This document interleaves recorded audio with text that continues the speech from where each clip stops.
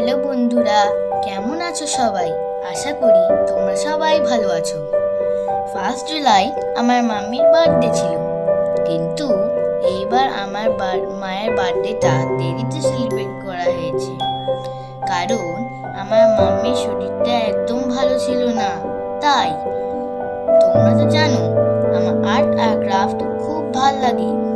প্রত্যেকবার আমি নিজের হাত দিয়ে কিছু না কিছু বানিয়ে দিই মাম্মিকে বার্থডেতে।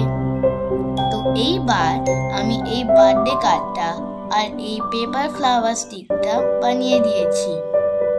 কিভাবে বানিয়েছি সেটা অবশ্যই আমি তোমাদের দেখিয়ে দেব পরের ভিডিওতে।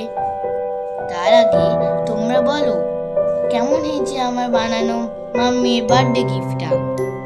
বাই, ভালো থেকো। আর হ্যাঁ, লাইক সাবস্ক্রাইব করতে ভুলবে না।